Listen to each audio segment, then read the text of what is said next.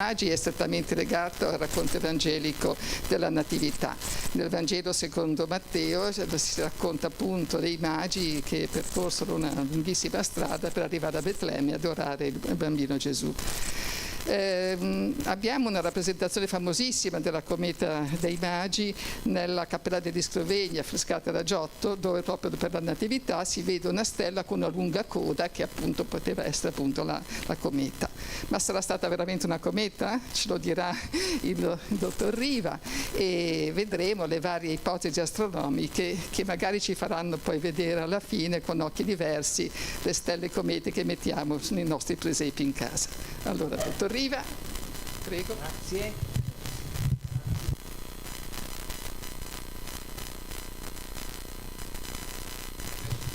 Ok, perfetto. Grazie dell'invito. Scusate il ritardo, ma abbiamo dovuto caricare tutto l'universo nel vostro PC, e non solo tutto l'universo di oggi, ma quello di più di 2000 anni fa, perché concluderemo proprio questa presentazione con l'aspetto del cielo di allora, per provare a immaginare che cosa forse hanno visto i magi nel loro viaggio verso Betlemme, verso il luogo appunto della Natività. Allora, questo è un argomento, faccio una piccola premessa, vi ringrazio ancora per avermi invitato, perché questo è un argomento che io amo particolarmente, perché è un argomento che ha molti addentellati, diciamo così. Il mio approccio ovviamente è di tipo astronomico, cioè vi presenterò quelli che possono essere stati questi fenomeni, a cominciare proprio dalla cometa classica, no? Che tutti noi mettiamo in questi giorni, forse anzi l'avete già messa, no? O forse la metterete qualche giorno prima del 6 gennaio sopra la capanna, sopra la grotta.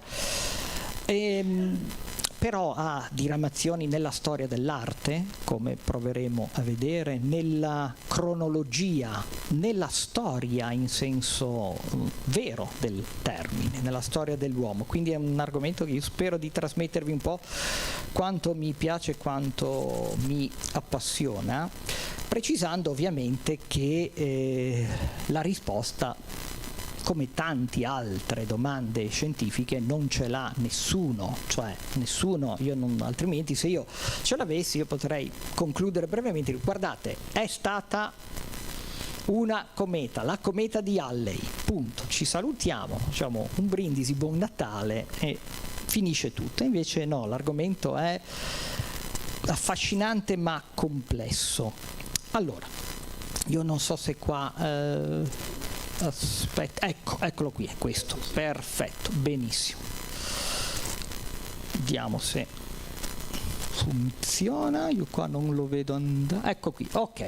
Allora, negli ultimi anni, forse ovviamente io sono un po' un addetto ai lavori, quindi ci faccio più caso, ma negli ultimi anni, a dicembre, comete deboli, non visibili a occhio nudo, non straordinarie, ma comete comunque che si possono vedere anche con un binocolo, con un piccolo telescopio, sono capitate negli ultimi anni, sono capitate quasi sempre a dicembre. È un caso, un caso. Inevitabilmente sui media generalisti, ma non solo, sempre uscita, è la cometa di Natale. Certo, passa dicembre, è una cometa, che volete che sia? Guardate, questo è un po' di esempio, qui siamo nel 2017, cometa Virtanen, quella tra l'altro è una nostra foto, in cui si vede che ad esempio le comete, 2018 scusate, le comete hanno sì a volte una coda, ma a volte hanno anche un aspetto un po' diverso. Questa è una cosa di cui dovremo tenere conto. Questa addirittura 2020, la prima cometa interstellare, cioè che viene da un altro sistema solare, la Borisov. In questi giorni, in questi mesi ce n'è un'altra, la Atlas, e imperversano su molti siti web le polemiche su dato che viene da un altro sistema interstellare, potrebbe essere artificiale, potrebbe essere una sonda mandata dagli alieni dentro il nostro sistema solare, cose di questo tipo. Se cercate cometa Atlas adesso ne troverete di tutti i colori. La Borisov è stata la prima 5 anni fa che veniva appunto da un altro sistema interstellare, ma guardate, 2021 cometa Leonard. Ecco, questa sembra una cometa più classica, la chioma, la testa e la coda, tra l'altro l'immortalata mentre passa vicino a un ammasso di stelle, quindi una foto bellissima, tra l'altro fatta da un astrofotografo genovese, Emanuele Sordini. Bene, allora, in questi casi le riviste specializzate chiaramente ne parlano, vedete, arriva la cometa Leonard. E ne parlano diffusamente con foto e provano a fare il punto della situazione. Qual è il punto della situazione? Questo. Tutti, no? Sappiamo che per noi è normale pensare, immaginare che aver guidato i 3 re magi sia stata una cometa luminosa. Che cosa possiamo dire se vogliamo approfondire un po' il discorso? Prima cosa, cercare le fonti. Come la professoressa Saccone vi ha detto, c'è una fonte principale. Non è l'unica, ma la principale è il Vangelo di San Matteo. Dei 4 Vangeli ufficiali è l'unico che ne parla. E ne parla in questi termini. Intanto vi faccio notare una cosa, che il Vangelo di San Matteo, come gli altri, è stato scritto almeno una 50ina di anni dopo l'epoca in cui l'epoca presunta in cui si sono verificati i fatti. E già questo io vi invito un attimo a dire, no, ma se io devo raccontare una cosa che è successa, che ho anche vissuto 50 anni fa, in un'epoca in cui tra l'altro non ci sono computer, non ci sono banche dati, non ci sono archivi, ci sono pochissimi manoscritti, tradizione orale, già come la riporto io questa storia? Quindi questo teniamolo presente. Che cosa dice San Matteo? Io adesso provo a leggere, ovviamente ci sarebbe qualcuno molto più bravo di me, però queste sono le frasi che ci interessano, 3 brani del Vangelo che ci interessano. Gesù nacque a Betlemme di Giudea al tempo di re Erode. E quindi qua abbiamo una collocazione storica, temporale precisa, tempo di re Erode. Alcuni magi giunsero da Oriente a Gerusalemme, e domandavano: dov'è il re dei Giudei che è nato? Abbiamo visto sorgere la sua stella e siamo venuti per adorarlo. Cioè, in questo brano ci sono tantissime cose che, se ci pensate bene, non corrispondono già esattamente con quello che noi immaginiamo in prima approssimazione. Allora Erode, chiamati segretamente i magi, si fece dire con esattezza da loro il tempo in cui era apparsa la stella. Questo è un passaggio fondamentale. Erode chiede ai magi: ma che cosa avete visto? Quando l'avete vista? Erode non ha visto nulla.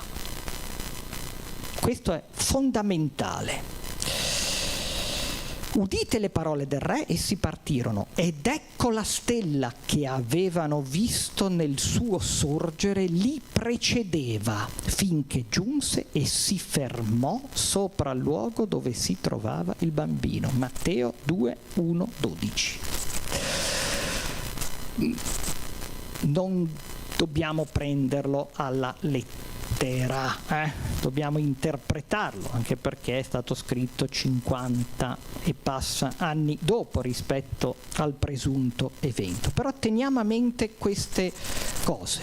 Loro vengono da Oriente, non c'è un numero preciso dei magi indicato da Matteo, vedono un oggetto che loro definiscono stella, e Erode invece non sa di che cosa si tratta. E questa stella loro la rivedono. Non è un qualcosa che vedono soltanto una volta, una notte, e loro partono e poi non la vedono più. È un oggetto che indica una direzione, la indica per un certo tempo, non solo per una notte soltanto, perché altrimenti che guida sarebbe stata? Questi sono già elementi importanti di riflessione. Ora, potrebbe trattarsi tutto di un'allegoria. Matteo, che è l'unico dei 4 evangelisti ufficiali a descriverla, gli altri non la citano neanche di striscio, la cita Giacomo nel proto-vangelo, non aggiungendo nulla a quello che dice Matteo. La cometa potrebbe essere un'invenzione letteraria, un segno del cielo che preannuncia la nascita del figlio del re dei cieli. Prima interpretazione. Seconda, per chi crede, per i fedeli, è un miracolo, è la volontà di Dio che ha dato questo segno. Punto. Fine della nostra indagine. Ma c'è una terza famiglia di ipotesi. Forse è stato davvero un qualcosa di astronomico, forse è stato davvero un fenomeno naturale che si inserisce in un contesto sociale favorevole, predisposto, un contesto in cui l'attesa del Messia era connaturata nella società, l'attesa di un cambiamento. E allora forse si è trattato di un vero fenomeno naturale, astronomico in questo caso, perché chiaramente è un qualcosa che è apparso nel cielo. Che cos'è quello della cometa dei Magi? È un cold case. I cold case oggi vanno moltissimo di moda, ha iniziato lei, Lily Rush, ormai una quindicina di anni fa, ma oggi guardate, accendiamo i telegiornali ora senza andare a sconfinare, Garlasco, più vicino a noi, Nada Cella, Chiavari. I cold case ci affascinano, perché è un qualcosa che, come dire, scavare nel nostro passato è un qualcosa che ci interessa, ci intriga. Quello della cometa dei Magi non è l'unico cold case astronomico, ce ne sono. Tutti i cold case astronomici hanno le prime pagine, la scomparsa dei dinosauri, altro classico proprio cold case astronomico. Il mainstream vuole che sia stato un asteroide, il mainstream più recente, ci sono dei motivi, questa è un'altra conferenza, vuole che sia stato un asteroide a impattare la Terra circa 66 milioni di anni fa. Pensiamo di sapere anche dove, cratere dello Yucatan, nello Yucatan Chicxulub. La cosa che forse non tutti sanno è che questa teoria dell'estinzione dei dinosauri per causa astronomica nasce in Italia, a Gubbio. A posto? C'è qualche problema tecnico? Chiedo a voi. Qualche problema tecnico? Sì? No? Mi fermo? Vado avanti? Vado avanti, ok. È a Gubbio, che è una ricerca dei fratelli Alvarez, geologo e astronomo, che trovano uno straterello particolare a Gubbio, uno straterello ricco di iridio, ricco in percentuale, in maniera anomala di iridio, dato che l'iridio è un metallo raro sulla Terra ma diffuso negli asteroidi, da qui l'idea che sia stato l'impatto di un asteroide. Ovviamente questo straterello, dal punto di vista geologico stratigrafico, risale a 65-66 milioni di anni fa. Ma questa, vi ripeto, è un'altra conferenza, solo per dirvi che non è l'unico cold case, la cometa dei Magi, e la scomparsa dei dinosauri è un tema classico delle conferenze di astronomia che guardano al passato. Anche recentemente, vedete, Elon Musk, una rivista che parla di Elon Musk, ma dentro c'è un articolo sull'estinzione dei dinosauri. Ma torniamo a noi per non divagare troppo, anche perché abbiamo perso un po' di tempo all'inizio.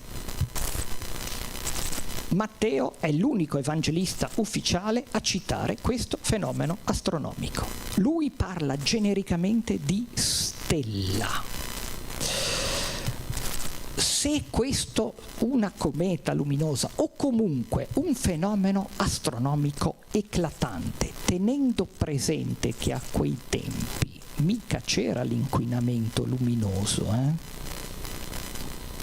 A quei tempi il cielo si vedeva benissimo, ovviamente quando era sereno, vabbè, questo è scontato, ma quindi strano che Erode non ne sappia nulla.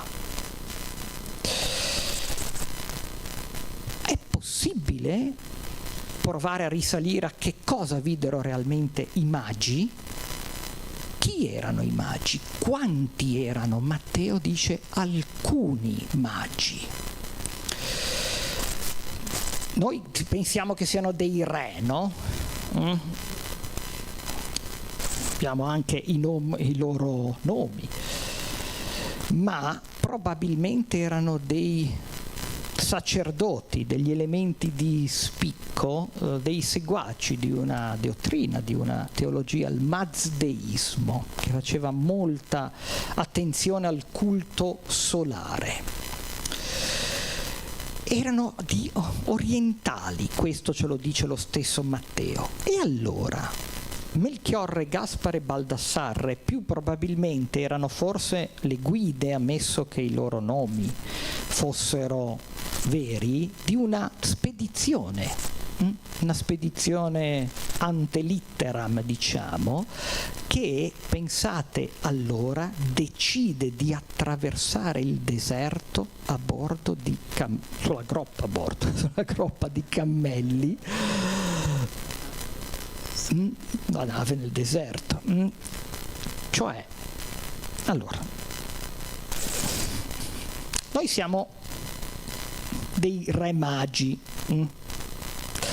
vediamo un qualcosa nel cielo e decidiamo di partire 2000 anni fa facendo quanto? Facendo 900 chilometri. Prego. Quanto durava a quei tempi un viaggio del genere? Per poco che è durato un mese.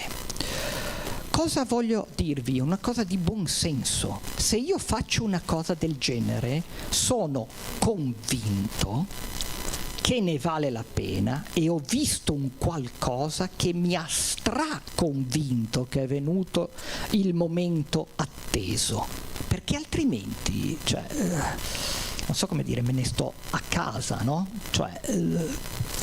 A quel tempo 900 chilometri, quindi loro erano convintissimi che il segno celeste c'era stato, sempre nell'ipotesi che fosse stato davvero un fenomeno astronomico. Bene, come viene rappresentata questo fenomeno astronomico nella storia dell'arte? Sant'Apollinare Nuovo, Ravenna, vi faccio solo alcuni esempi, ma questo è celeberrimo, bellissimo, i tre re magi vestiti alla orientale, vedete, seguono una stella, non ha mica la coda. VI secolo d.C. Prima di loro nelle catacombe Santa Priscilla una stella. Dopo di loro San Mercuriale, Forlì, 1230 circa, 600 anni dopo Ravenna. Guardate un po' l'adorazione dei magi, guardate un po' lassù, qua, una stella, c'ha mica la coda. Del resto Matteo dice stella. Quando vado in giro cerco esempi di questo tipo, ne ho trovato un altro a Saint-Maximin de la Baume in Francia, dove c'è una cattedrale che ha delle rappresentazioni antiche, anche lì i tre re magi, una stella. E allora facciamoci una domanda di rigore, diciamo, ma si disegnavano le code alle comete in passato? Puoi vedere che c'è una ragione per cui tutti gli oggetti celesti si disegnavano semplicemente rotondi? Ci sarà una ragione? E no, non c'è. Guardate un po'. Antica Cina. Le stelle scopa. E come che disegnavano la coda? Ui Sing si chiamano le comete in cinese. Attenzione che c'è anche una derivazione, la cometa come quella che abbiamo visto, la Virtanen, quella che ha praticamente solo la chioma, quelle sono Posing, perché ci sono delle comete che o sviluppano solo la chioma oppure vengono verso di noi in questo modo e quindi la coda è dietro. Ma uno dice, vabbè, ma in Occidente magari, ok, gli orientali, bene, i cinesi la coda la disegnavano, da noi magari no. Arazzo di Bayeux, battaglia di Hastings, 1066. Aroldo il Sassone e Guglielmo il Conquistatore. E come che disegnavano le code anche da noi? Guardate la cometa di Halley, che non è ancora la cometa di Halley, lo diventerà 600 anni dopo, ma noi oggi sappiamo che dato che l'orbita, il passaggio della cometa di Halley avvengono ogni 76 anni, andando all'indietro noi abbiamo capito che questa è la cometa di Halley, che è passata proprio in quel tempo, nel tempo in cui Guglielmo il Conquistatore, che prima di essere chiamato il Conquistatore era chiamato Guglielmo il Bastardo, perché la storia la fa chi vince, ovviamente, e Harold è diventato Harold the Barrel, il barilotto. Chiudiamo parentesi, ma allora perché noi mettiamo un astro con la coda? Ve l'ha detto la professoressa Saccone. Chi è il responsabile, il colpevole? Giotto. Le mode esistono da sempre. È solo il tempo di diffusione che è cambiato. Giotto, verista, Cappella degli Scrovegni, meravigliosa, cioè un esempio d'arte che lascia senza fiato, andateci se non ci siete mai stati. Questo è solo un piccolo dettaglio di tutto l'affresco meraviglioso. Siamo nel 1303, all'inizio del XIV secolo. Giotto disegna un qualcosa che evidentemente ha visto. Ha visto. Che cosa ha visto Giotto? Oggi noi sappiamo che nel 1301 passa la cometa di Halley, che non è ancora la cometa di Halley, lo diventerà 370 anni più tardi, ma andando indietro 76 anni alla volta passa la cometa di Halley. Non solo, nello stesso anno passa una super cometa, una di quelle che passano una volta e basta, forse una cometa interstellare, non lo sappiamo ovviamente, noi oggi non abbiamo la documentazione, ma quell'anno passano 2 comete luminose e Giotto, impressionato, pensa, è questo il segno. E da lì questa moda si diffonde con una rapidità pazzesca, anche se ad esempio Dürer nella metà del 1500, ancora fedele alla linea, diciamo, disegna un astro senza coda, ma è uno dei pochi. Da lì in poi tutte le raffigurazioni hanno la stella cometa, e noi oggi continuiamo questa tradizione che viene da Giotto. La cometa più famosa è la cometa di Halley, e allora io potrei avervi instillato l'idea, come Inception, ma se noi oggi sappiamo che la cometa di Halley è una delle due che ha visto Giotto, se sappiamo che è quella che è passata nel 1066 prima della battaglia di Hastings, sarà la cometa di Halley, che se noi andiamo indietro sarà lei che hanno visto i magi. Intanto andiamo a vedere perché la cometa di Halley è così famosa. Probabilmente se noi facciamo un'intervista in giro a gente comune, mi dica il nome di una cometa, tutti dicono Halley, nessuno se ne sa dire un'altra. Perché? Perché è la prima. Che cosa fa Halley? Halley studia i passaggi delle comete a lui contemporanee e scopre una cosa. Riuscite a vedere le 3 linee gialline? Quelle coi pallini a sinistra. Cometa del 1531. Quelli sono i parametri, grazie, sono i parametri orbitali, cose noiosissime che descrivono la distanza al perielio della cometa, l'inclinazione dell'orbita, l'anomalia del perielio, tutta una serie di numeri, ma confrontate un po' quelle 3 righe. Cometa passata nel 1531, nel 1607, nel 1682. Guardate i numeri fra di loro. Sono straordinariamente simili, soprattutto l'inclinazione, la seconda colonna, 17 gradi e 56 primi, 17 gradi 2 primi, 17 gradi 56 primi, fidatevi, qui sotto c'è di nuovo un 56, eccolo. Halley dice, ma è la stessa che ripassa. Se io ho ragione, fra 75-76 anni questa torna. Halley ormai non c'è più, ma a metà del 1700 si scatena la caccia per trovare la cometa di Halley, e dopo qualche mese che la si cerca, ecco che finalmente la si trova nel cielo e viene confermata la teoria, un qualcosa di straordinario, perché prima di questo si pensava, seguendo un po' Aristotele, che le comete potessero essere fenomeni dell'alta atmosfera, fenomeni non legati al cielo, perché comunque la convinzione che il cielo fosse immutabile è dura a essere sradicata, e quindi Halley dimostra invece che le comete sono oggetti che tornano. Ecco perché è così famosa la cometa di Halley. Questa addirittura è lei fotografata dalla sonda Giotto, come vedete.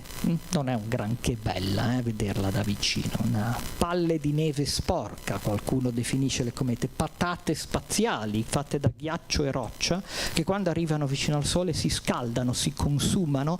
Dato che sono oggetti piccoli, la loro gravità non consente all'acqua di cui fanno parte di produrre acqua liquida, e quindi avviene un fenomeno che si chiama sublimazione, passaggio dallo stato solido allo stato di gas, e quindi sviluppano la coda.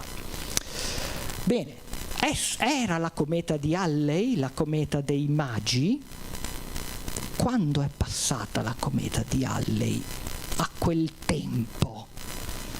Lo sappiamo grazie ai cinesi.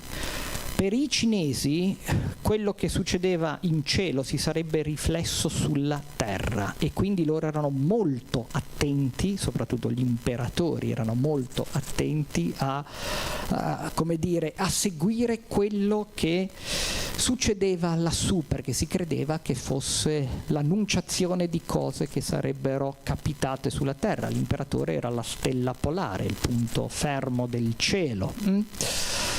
Ebbene, passa nel 12 avanti Cristo. 12 anni non sono pochi. Non sono pochi. Può essere stata la cometa di Halley? Lei passa nel 12 avanti Cristo. I cinesi non evidenziano comete luminose Ui-Sing negli anni giusti. Evidenziano il passaggio di qualche cometa, ne parleremo, ma non così luminose, eclatanti come la cometa di Halley. Perché gli anni giusti? Quando è nato Gesù? Quando?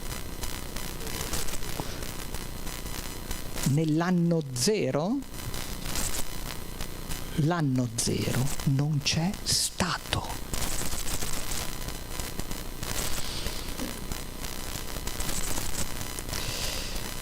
Lo zero è introdotto dagli arabi, dalla matematica araba e indiana, e quindi nella cronologia ufficiale si passa dal -1 avanti Cristo all'1 dopo Cristo.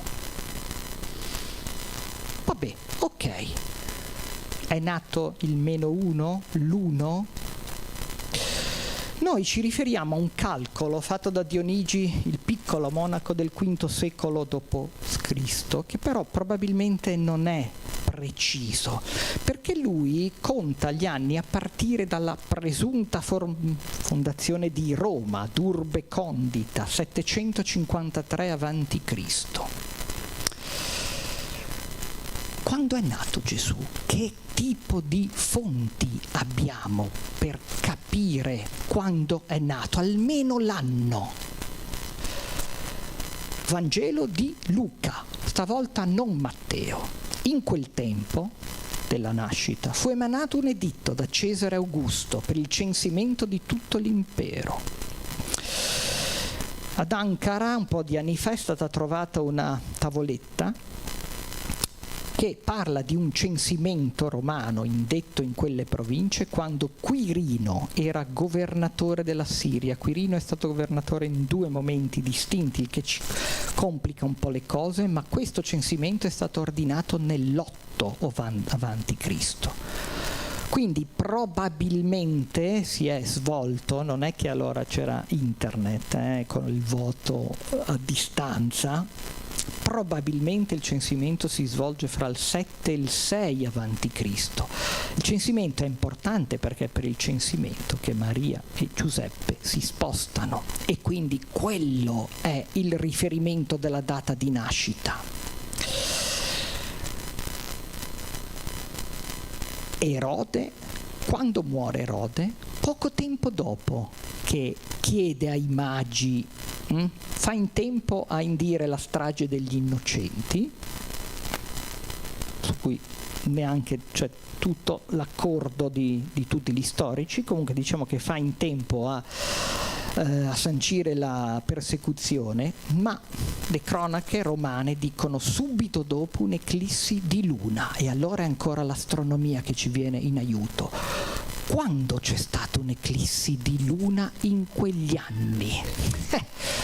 Ce n'è soltanto una visibile dalla Giudea e non era totale, era parziale. Quindi non convince tutti, ma questa, che è l'unica buona, 13 marzo 4 avanti Cristo. A Erode succede suo figlio Archelao, che governa per 10 anni, quindi dal 4 avanti Cristo al 6 dopo Cristo. Allora noi prendiamo per buona questa data, primavera del 4 avanti Cristo. Erode muore, quindi Gesù è già nato. Non prima dell'8 avanti Cristo, perché lì viene indetto il censimento. E allora gli anni buoni, diciamo, sono quelli fra l'8 avanti Cristo e il 4 avanti Cristo. E quindi vedete che lo 0, che ci sia o che non ci sia, non ci importa sulla base di questo ragionamento. Quindi qual è la finestra più probabile in cui noi dobbiamo cercare questo evento, questo fenomeno? 7-6 avanti Cristo. È un discorso di probabilità, ovviamente, non di certezza, ma gli anni sono questi 2. Il 12 avanti Cristo passa la cometa di Halley, non sono 12 anni, diventano 5, 6. Forse ancora un po' tanti, pur non essendo 12, forse ancora un po' tanti. Quali sono le caratteristiche di questo fenomeno astronomico? Devo andare super veloce, però ve l'ho detto, questo argomento ne parlerei per ore. Matteo dice che è una stella, dice che i magi la rivedono, quindi deve essere un evento che è durato, ha avuto una durata, oppure si è ripetuto n volte in quegli anni. I magi vengono da Oriente e quindi che direzione gli indica questo fenomeno? Ovest. Ovest. Andate a ovest. Un evento non così eclatante, un evento per addetti ai lavori, per astrologi, per gente che guardava il cielo. Erode non sa di che parlano. E quindi attenzione che questo punto è forse il più importante. Questo fenomeno ha detto ai magi, loro hanno creduto di interpretarlo come: guardate che è nato il nuovo re dei Giudei. Andate a omaggiarlo, a cominciare a stringere relazioni diplomatiche e commerciali. Quindi il quinto punto, mi duole dirlo a me, però è un punto astrologico, cioè è un'interpretazione umana di un qualcosa che avviene nel cielo e che per la cultura dei magi, dei mazdeisti, dice: quello è nato il nuovo re dei Giudei. Ora, la corte si alzi in piedi perché noi abbiamo 8 indiziati di colpevolezza, fra virgolette. La cometa, ça va sans dire, no? La meteora, l'aurora boreale, l'occultazione, le eclissi, le stelle nuove o le supernove, le comete senza coda, le Po-Sing. Vi ricordate? Perché i cinesi distinguono fra Wei-Sing e Po-Sing. La congiunzione fra pianeti. Vado velocissimo perché vorrei concludere almeno in un quarto d'ora, e quindi passiamo agli interrogatori dei nostri indiziati. Iniziamo da quello che, come dire, il popolo ha già individuato come colpevole, la cometa. Già vi ho detto un po' di cose sulle comete, l'ho fatto apposta prima per guadagnare un po' di tempo. Ecco come si vedono le comete da Terra. E beh, accidenti, se abbiamo la fortuna che una cometa si manifesta all'interno di una costellazione che tramonta a occidente, accidenti se non indica una direzione quella, accidenti se la indica. Il punto è: ci sono state negli anni giusti comete così luminose che tramontavano, che sorgevano a oriente e tramontavano a occidente? Ce n'è una nel 5 avanti Cristo. Ma se il 12 avanti Cristo, cometa di Halley, è troppo presto, l'interpretazione prevalente è che il 5 primavera del 5 avanti Cristo, secondo le cronache cinesi attualizzate al calendario di oggi, è troppo tardi. Perché i magi organizzano il viaggio, decidono di farlo, lo fanno, vanno da Erode, Erode chiede loro di ritornare, loro lo rivedono, Erode allora manda a morire tutti gli innocenti e un anno dopo, 13 marzo 4 avanti Cristo, Erode muore perché muore vicino a un'eclissi di luna. Siamo stretti. Siamo stretti coi tempi. Oggi noi siamo abituati a essere stretti coi tempi. C'è un lavoro urgente. Quando? Tra 2 giorni. Ok, vado, ce l'ho. A quei tempi non era esattamente così. Non c'era il concetto di secondo, di minuto. Un po' troppo poco tempo, questa almeno è l'impressione prevalente. Attenzione che la cometa, la Wissing, la cometa con la coda, non è una stella.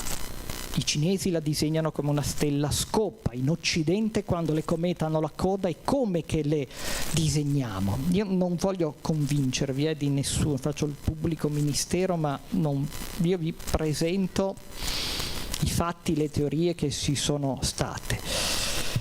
Se fosse stata una cometa così luminosa, Erode, col cielo di quegli anni, l'avrebbe vista, non avrebbe avuto motivo di chiedere ai magi quando l'avete vista, cosa avete visto. Si informò da loro del tempo in cui era apparsa la stella.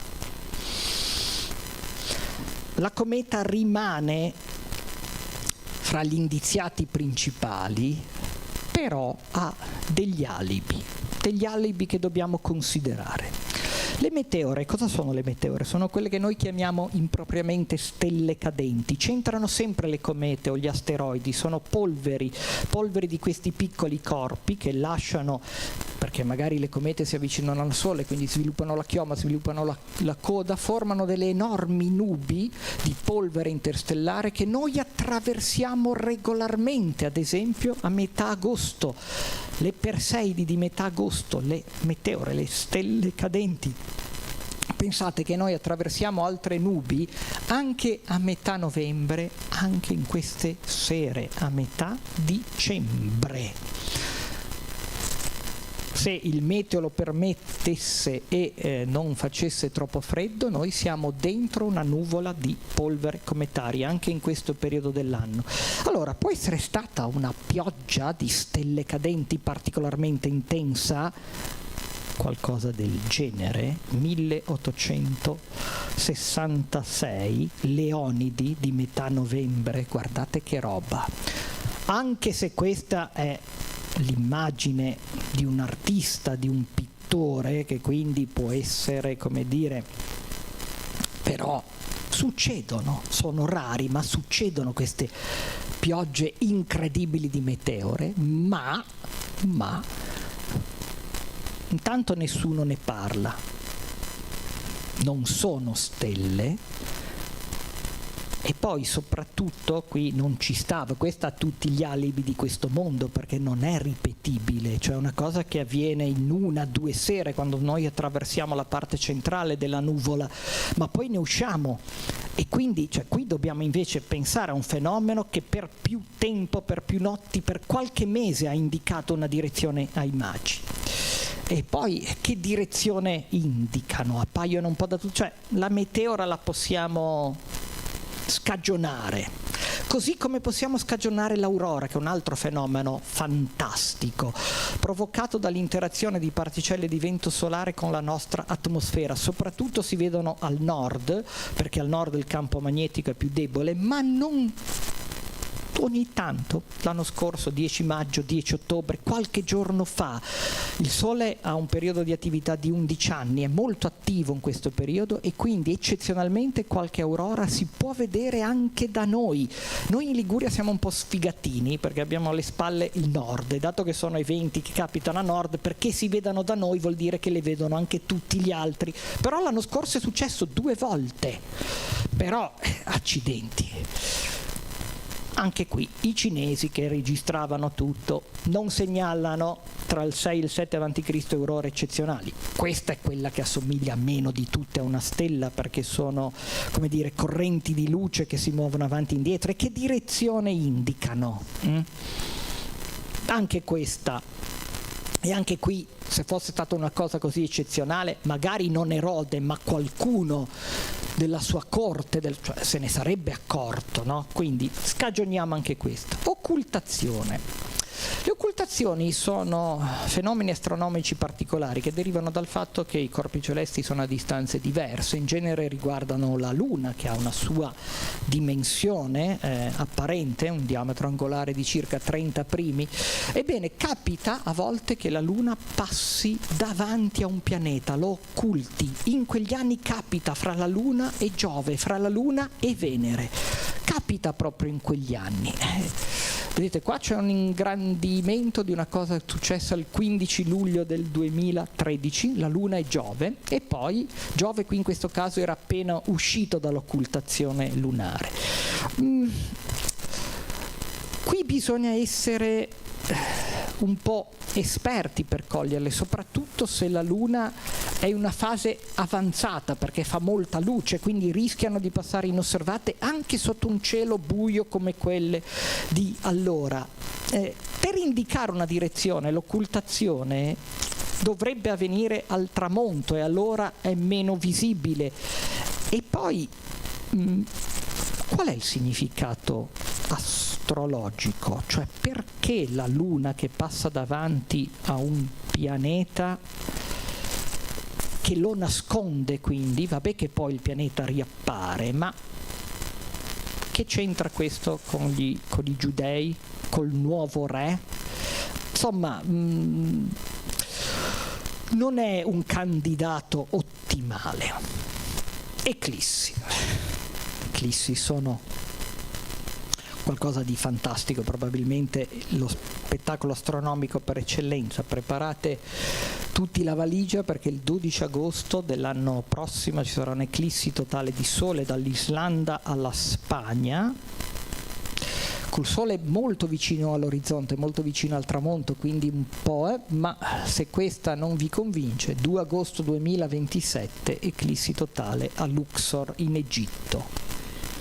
E sarà l'eclissi che durerà di più in tutto il secolo, 6 minuti e 29 secondi, 6 minuti e mezzo, perché le eclissi durano poco, perché la Luna e il Sole hanno dimensioni angolari paragonabili e quindi per sovrapporsi perfettamente durano poco e interessano solo una ristretta fascia, però sono super spettacolari, sono qualcosa di...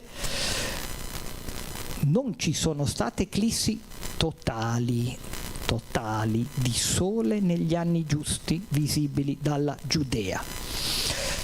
Sì, d'accordo che il Sole è una stella, ma ecco, cioè non è una stella nuova, diciamo. E poi, soprattutto, guardate che se ci fosse stata un'eclissi totale o anche parziale di Sole e il cielo fosse stato sereno, ma qui se ne accorgono tutti, se ne accorgono gli animali, cioè figuratevi, Erode non avrebbe avuto bisogno di chiedere ditemi il tempo in cui è apparsa la stella, e non c'è niente di meno ripetibile come il pioggia di meteore delle eclissi, e dura pochi minuti.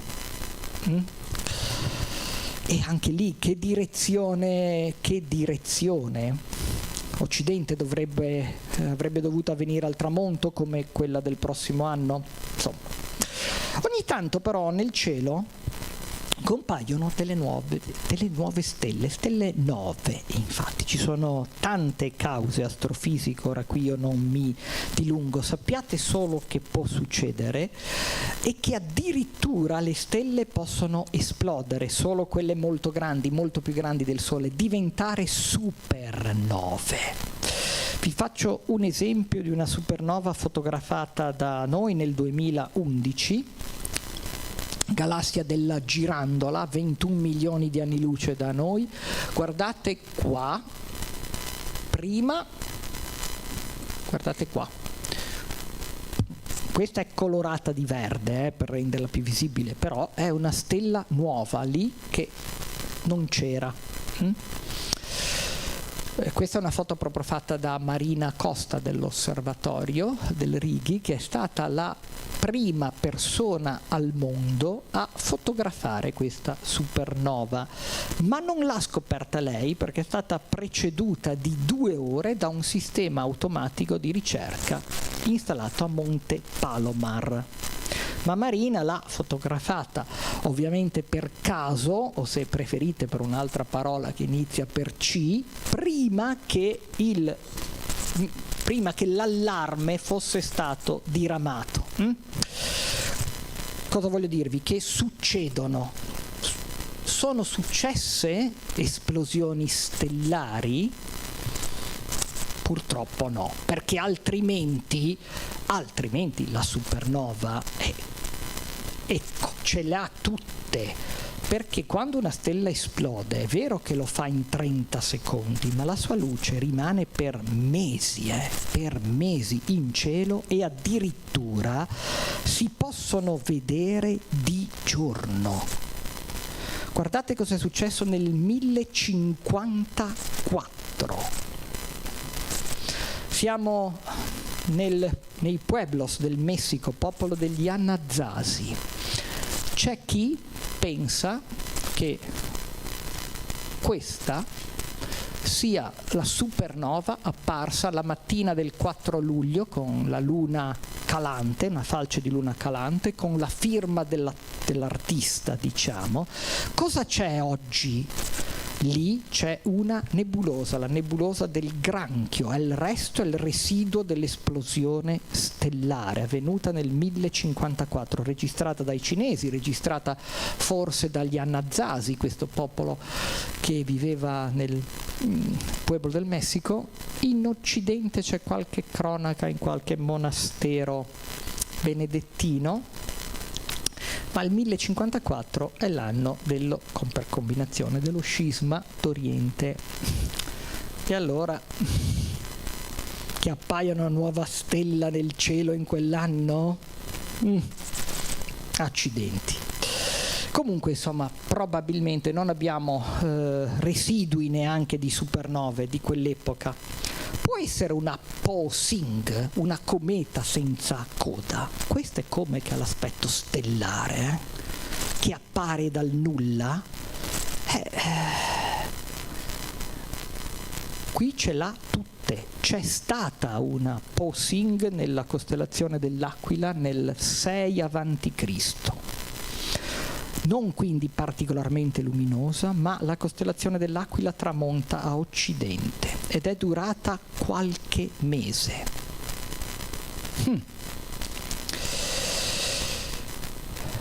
Perché una nuova stella apparsa nella costellazione dell'Aquila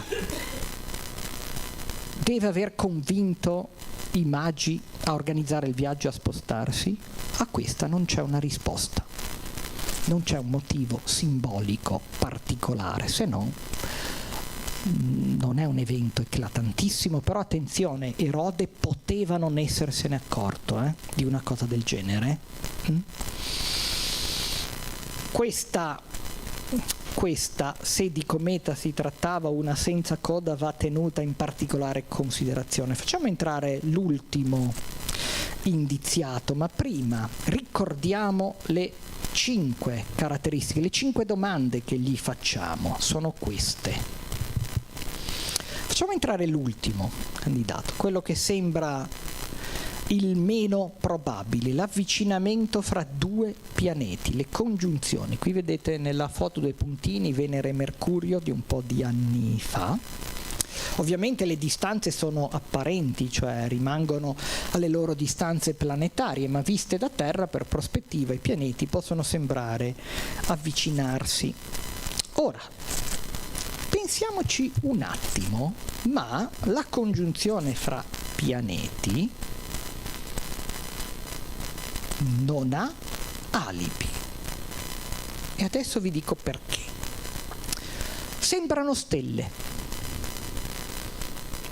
Possono rimanere vicini, in particolare se si tratta di pianeti lontani, lenti, per molti mesi.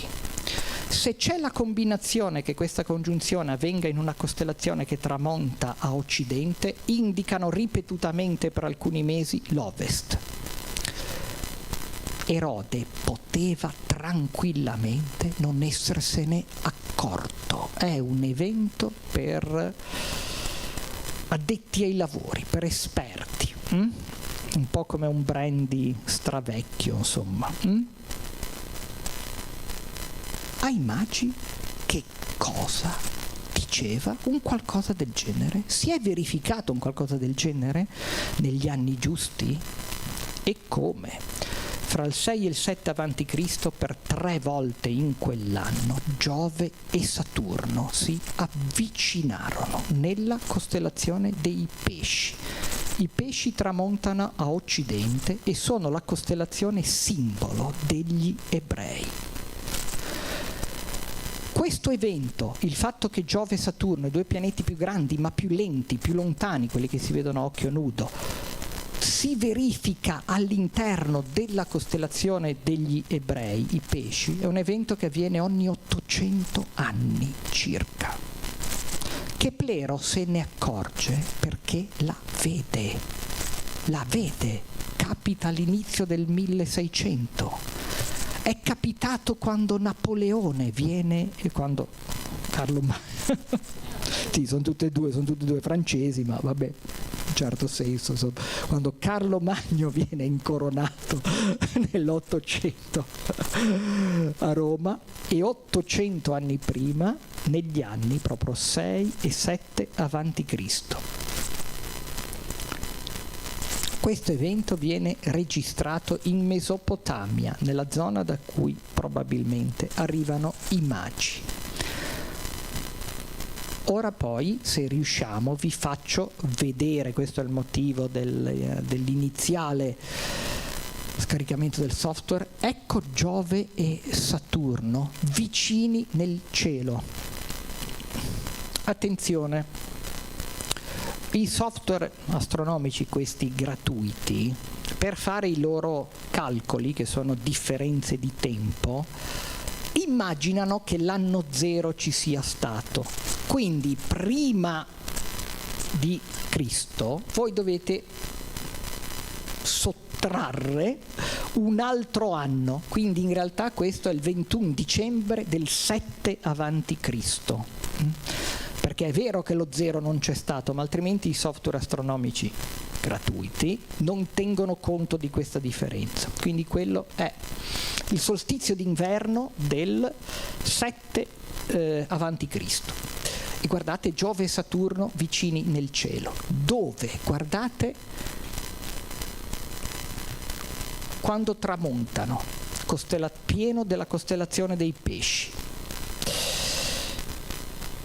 Eccoli lì, guardate, ovest, e loro tramontano, e tramontano lì per qualche mese. Ci convince questa cosa?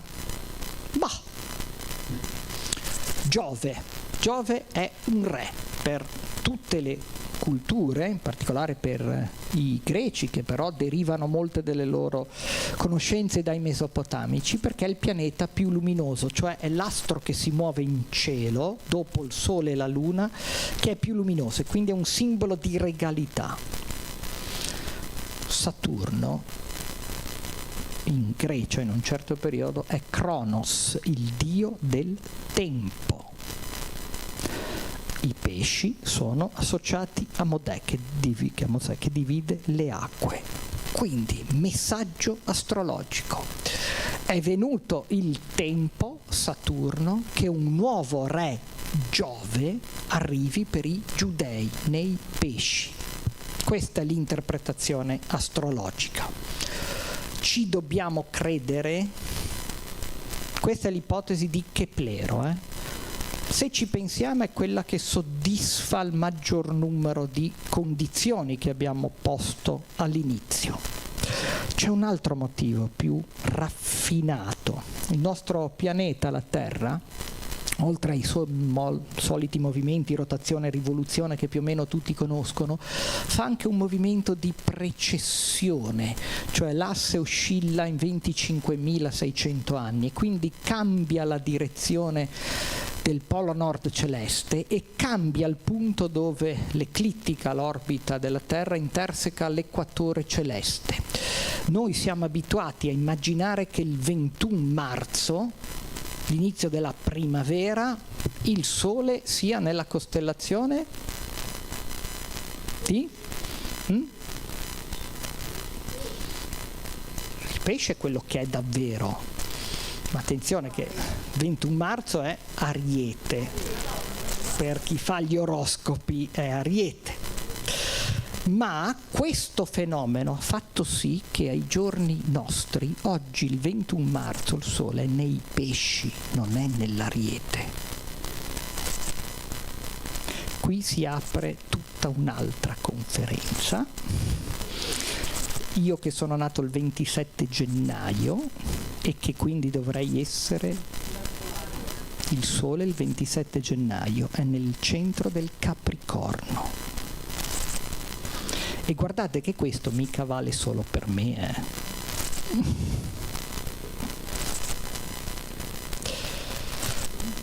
Questo è il vero terremoto di questo incontro, ma che cosa voglio dirvi? Fantastoria e fantastronomia? Che qualche mazdeista si fosse accorto di questo lento scivolamento? Se ne è accorto per certo Ipparco, 150 avanti Cristo, per certo. Quindi era già noto. E che quindi il fatto che si andasse verso il segno dei pesci, verso la costellazione degli ebrei, dei giudei, scusate, ebrei è un po' più... aggiunge un ulteriore simbolo, sta arrivando l'era dei giudei e quindi io devo andare da loro a stringere accordi col nuovo re che è appena nato, è venuto il tempo del nuovo re. Ci sono tutta un'altra serie, non abbiamo il tempo di cose. In quell'anno, nel 7 avanti Cristo, è vero che non ci sono eclissi totali di sole visibili dalla Giudea, ma ce n'è 2 parziali, 2 nello stesso anno, 29 marzo e 23 ottobre. 29 aprile, scusate, 29 aprile, 23 ottobre. È un qualcosa di straordinario avere 2 eclissi nello stesso anno visibili dalla stessa località. Cosa voglio dirvi? Che forse, per caso, tutta una serie di fenomeni astronomici, la congiunzione Giove-Saturno, le due eclissi nello stesso anno, la cometina, la Posing che si è fatta vedere, segnali che qualcosa stava succedendo. Inseriteli in una società in cui c'era l'attesa che qualcosa succedesse. Ecco forse perché i magi si sono convinti che il tempo era arrivato e organizzarono la loro spedizione. Ma se è andata veramente così, non lo sa nessuno. Io vi faccio solo vedere una foto fatta da me e Marina della congiunzione recente fra Giove e Saturno, 26 dicembre 2020, eccola qui, Giove e Saturno, solo che nel 2020 questa congiunzione non cadeva nei pesci, ma cadeva nel Capricorno e quindi non... una congiunzione che avviene con un tempo di una ventina d'anni, ma perché avvenga nella stessa costellazione ne devono passare 800. E quindi è andata veramente così? Non lo so, però io spero di avervi dimostrato che è un argomento che ha ramificazioni incredibili, di un fascino bellissimo e che vale la pena di approfondire. Buon Natale e buona Epifania, perché l'Epifania è la manifestazione della nascita di Gesù. Ho sforato un pochino. Sì, va benissimo, va benissimo. Se volete, dato che poi abbiamo fatto tutto quel macello all'inizio, vi faccio poi vedere alla fine davvero com'era il cielo del 6 avanti Cristo. Ma prima, se avete qualche domanda. Allora, ringraziamo sicuramente tantissimo il dottor Riva, ci ha proprio fatto fare un viaggio incredibile, bello, ci ha affascinato tutti. C'è qualche curiosità? Qualcuno vuole intervenire? Ha stampato qualcosa di questo, vorrei rileggerla la conferenza. Guardi, riuscirei a seguirla molto meglio. Guardi, ne abbiamo parlato prima, è un argomento che secondo me merita uno studio, una pubblicazione scientifica ma anche divulgativa. Non esistono testi in italiano di questo specifico argomento, o meglio ne esiste uno del professor Musarra, noto storico, appena pubblicato anche un bellissimo diario di Colombo, che però chiaramente affronta la questione più dal punto di vista storico. Lui è uno storico. Dal punto di vista astronomico io vi ho portato, perché immaginavo la domanda, vi ho portato due testi, uno più scientifico, uno più divulgativo, che sono in inglese e che ripercorrono un po' queste tappe. Mi piacerebbe potermi dedicare un po' a questo argomento e quindi fare poi una pubblicazione, un libro, insomma intanto magari è uno stimolo a scrivere qualcosa per i vostri atti, però è un argomento veramente vastissimo. Abbiamo chiesto per i nostri Leggo un po' di... Leggo qualche... ci sono domande da casa? Sì. Allora... Ma accidenti, qua facciamo Natale, allora. Siamo arrivati a casa forse dopo un anno dalla nascita di Gesù. Che i magi siano arrivati a casa forse anche dopo un anno dalla nascita di Gesù, come... Sì, certo. Allora, il fatto dei 2 anni deriva dal fatto che Erode si informa dai magi del tempo in cui era apparsa la stella, e se ci fate caso i tempi coincidono, perché immaginiamo questa congiunzione planetaria, diamola per buona, diamo fede a Keplero e a tutto quello che succede nel 7 avanti Cristo. Quindi immaginiamo che il 7 avanti Cristo sia l'anno in cui ci sono delle congiunzioni astrali, è il caso di dirlo, che convincono i magi a partire. Loro è vero che ci potevano mettere un mese, ma un mese nella migliore delle ipotesi. Quindi ci hanno messo un po' di tempo, sono andati da Erode. Erode gli chiede il tempo in cui loro hanno visto questo fenomeno. Loro gli dicono l'anno scorso, però per star tranquilli. Cioè, ora qui, vuol dire, Erode, per non sbagliare, per non lasciare nulla al caso, nulla di intentato, fa uccidere tutti i neonati dai 2 anni nati negli ultimi 2 anni. Quindi i tempi anche in questo caso tornano. Assolutamente sì, la congiunzione del 7 a.C. fu tripla, 7 allineamenti in 7-8 mesi, è verissimo Giuseppe De Cesaris. Questo rafforza però l'ipotesi di Keplero, nel senso che questa congiunzione che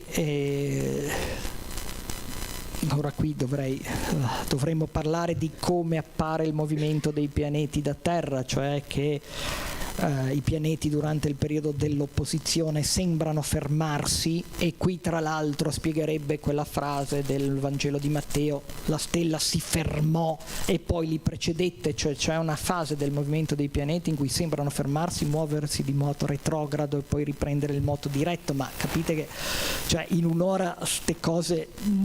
Però anche questo è vero, che per 3 volte Giove e Saturno sembrano avvicinarsi in quell'anno, ma questo è un rafforzativo a queste ipotesi di Keplero, perché è più lungo il tempo in cui questa congiunzione planetaria poteva indicare la direzione dell'Ovest.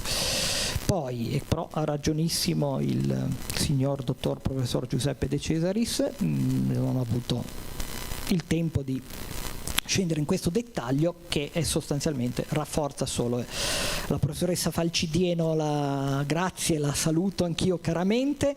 Non vedo altre domande. C'è qualche domanda? Laggiù, benissimo, sì. Intanto io mi appropinquo qua per farvi poi vedere. Grazie dottor Riva per la bellissima presentazione.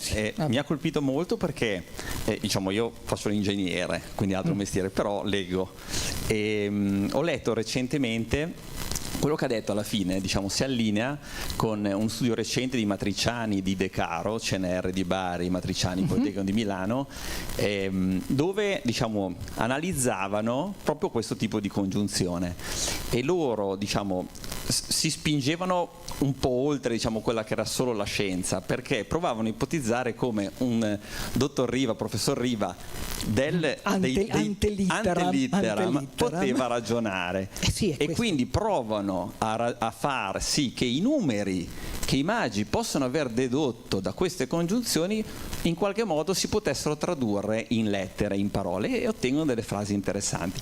Non so se ha mai avuto modo di confrontarsi con questo e cosa ne pensa. No, ma penso che sono tutte cose, no, non conoscevo questa cosa, anzi la ringrazio, cercherò di approfondirla. Sono tutte cose che vanno in questa direzione. Ora io non vorrei essere preso per il pubblico ministero che vuole convincere la giuria, cioè voi, che è stata la congiunzione planetaria. Io ho cercato di darvi conto di una serie, è indubbiamente quella che soddisfa, che matcha, diciamo così in ambito scientifico, no? con i requisiti che deve avere questo fenomeno astronomico, ammesso che si sia trattato di un fenomeno astronomico e non di un'allegoria, non di un miracolo. E sì, io ho provato, quando ho detto guardate che forse dei 5 punti il più importante, mio malgrado, è quello astrologico, perché è quello che ha convinto i magi a organizzare questa carovana, questa spedizione, cioè l'interpretazione. Che cosa gli ha detto? Benissimo, può avergli detto delle cose traducibili in frasi in base al loro movimento notte per notte? Assolutamente sì, ma sono tutte cose che semmai si sono accumulate nel convincerli a partire e a credere che fosse davvero venuto il momento tanto atteso. Quindi sì, è possibile, se poi volentieri. C'è un'altra domanda?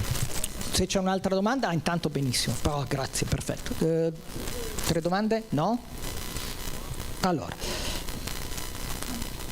adesso proprio per salutarvi, siamo andati lo leggete qui, 11 settembre del -6, quindi del 6 avanti Cristo, ma attenzione che è il 7 avanti Cristo per quello che io vi ho detto prima, cioè del fatto che software di questo tipo, per ragioni proprio di calcoli, di somme e differenze algebriche, immaginano che l'anno 0 ci sia stato. Dove siamo?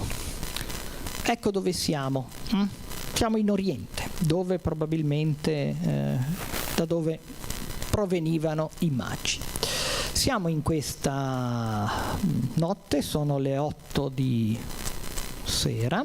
Tanto questo è un software che io vi consiglio, che potete installare o anche consultare la parte web, che vi dà l'aspetto del cielo qualunque giorno dell'anno, qualunque luogo della terra. Bene, ma noi siamo là, ovviamente non c'era, questo è uno sfondo standard, non c'era quel capannone agricolo industriale, siamo in mezzo al deserto, quindi lo sfondo, perdonatelo, ma è standard. E guardate un po' chi c'è qua. Andiamo indietro nel tempo, cosa che non si fa mai tranne che in un passo della Bibbia, un po' sospetto. Andiamo indietro nel tempo, andiamo a vedere questa notte, ma vi ripeto, questa notte è una notte come ce ne sono state decine in quell'anno. Questi due sorgono a Oriente, facciamo passare il tempo molto velocemente, sono molto vicini tra loro, si alzano nel cielo, vanno a culminare a sud, è la rotazione della Terra che fa sì che apparentemente tutta la volta celeste ci giri attorno alla stella polare, che è la proiezione dell'asse terrestre in cielo, passa all'1 del mattino, quindi passano al sud. Prima dell'alba andiamo a vedere dove tramontano. Fermiamo il tempo, se ce la faccio. Sì, guardate, qui c'è ovest, eccoli qui che tramontano. questo per mesi e mesi, quindi dà il tempo dal tempo di seguirla questa direzione. Facciamo ancora un attimo una cosa che non si dovrebbe mai fare in un planetario, in una conferenza, cioè torniamo di nuovo un attimo indietro nel tempo, perché dove avviene questa congiunzione, già lo sapete, ecco qua le costellazioni stilizzate che questo software permette di mostrare, questi sono i due pesci, questa è la riscia, il nodino che lega i due pesci, e questa congiunzione avviene nell'ambito dei confini della costellazione dei pesci, quindi la costellazione degli ebrei. E quindi che vi devo dire? Ci dobbiamo credere? Può darsi, è un'ipotesi, ma è un'ipotesi che ha delle basi più solide di qualunque, delle basi scientifiche e anche interpretazione del cielo più solide delle altre. Tutto qui. Ed è un qualcosa di cui probabilmente non è così noto, no? Noi siamo abituati a pensare, cioè probabilmente non ci pensiamo neanche, però quando facciamo il presepe mettiamo la stella cometa e poi diciamo sarà stata una cometa, sì, la cometa di Halley, forse sì, insomma la realtà è sempre un po' più complessa ed è anche molto più complessa di come io ve l'ho raccontata adesso, ben inteso, perché ci sono poi tante altre sfumature da andare a interpretare, c'è da tradurre documenti antichi, tavolette, iscrizioni cuneiformi. Siamo sicuri che abbiamo interpretato bene un'altra cultura così antica, un'altra scrittura, quella tavoletta che parla della congiunzione di Giove e Saturno, i dati romani che parlano appunto dell'indizione del censimento, Quirino 2 volte governatore della Siria. Insomma, varrebbe la pena veramente di dedicare tanto tempo e tante energie a un tema così, perché secondo me è affascinante, ma bisognerebbe essere davvero dei tuttologi qui o costituire un enorme gruppo di lavoro con tante competenze diverse, proprio perché i campi sarebbe un'altra cosa interessantissima, non è il mio, ma quanto veloce si propaga la novità introdotta da Giotto?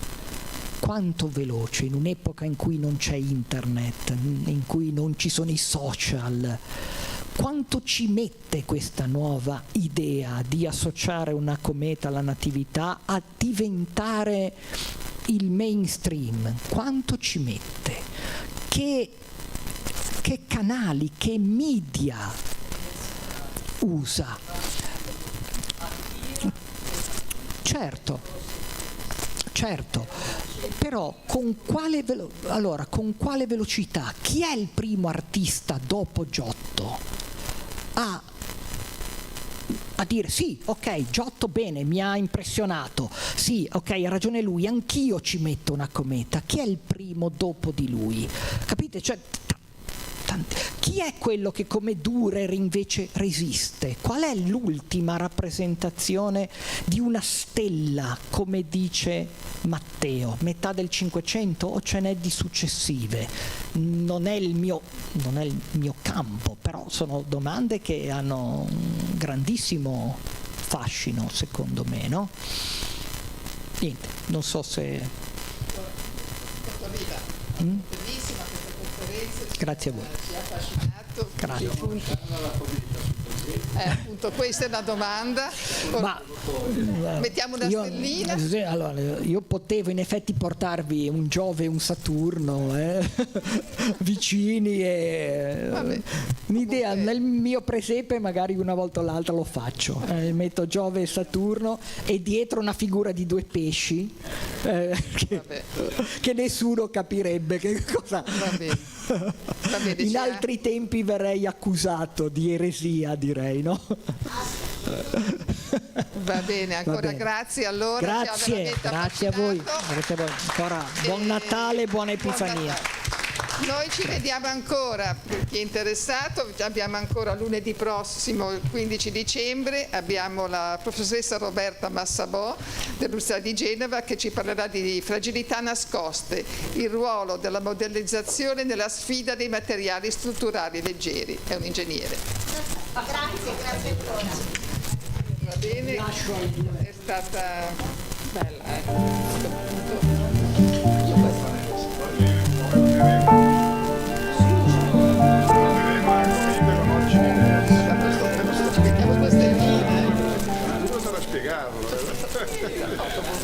Dottore, tutto bene?